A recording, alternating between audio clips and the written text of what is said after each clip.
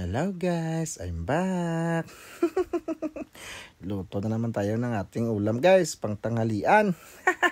Pero bago yan, tuturuan ko muna kayo kung paano maghiwa ng manok na mabilisan guys. Sundin nyo lang yan guys oh.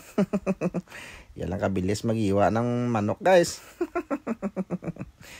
Sa mga hindi pa marunong dyan, manood na lang kayo paano natin ginawa yan. At yan na guys, mag-gisa lang tayo ng bawang at saka sibuyas dyan. Siguro naman alam nyo na kung ano ang menu natin ngayon. Ayan guys, oh, ilagay na yung ating manok. Pag okay na, siyempre lagyan din natin ng asin at saka bitsin, pampalasa. Kaunti lang muna guys, para lang may kaunting lasa yung ating karne guys. At sa kabilang tulyasi, prito na ako ng hotdog dyan. Alam nyo na ba kung anong recipe ito? Anong menu ito? Ito na guys, pabukas natin, nilagyan natin ng tomato paste guys. Pampakulay at siyempre pampalasa din. Lagyan din natin guys ng black pepper guys. Halo-halo, ilan natin para mabilis maluto yung ating nilagyan na tomato paste. At pag okay na guys, nilagyan ko lang ng tubig guys. At siyempre, lagyan na rin ang ating sili para may sipa na kaagad. Baka ikaw ang sipain dyan ha. Huwag naman sana.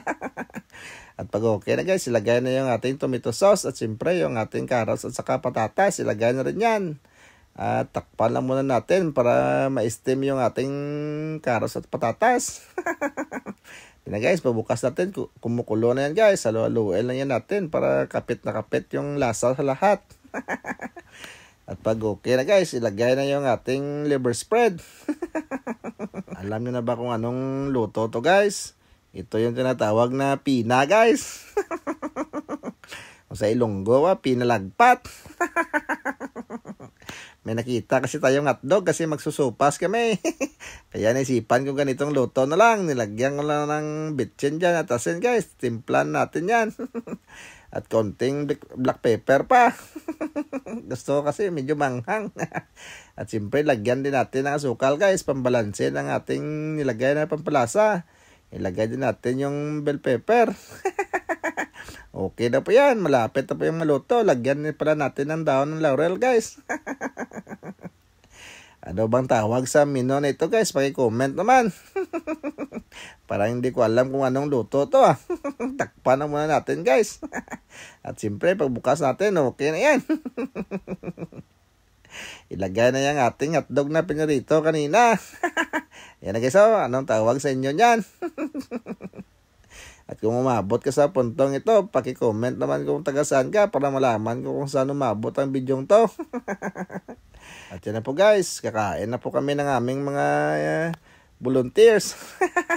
At mamaya, mamimigay na naman kami ng pamerinda sa evacuation center guys. So hanggang dito na lang yung ating video. Pakishare naman para marami makapanood. Hanggang sa muli, paalam, bye bye.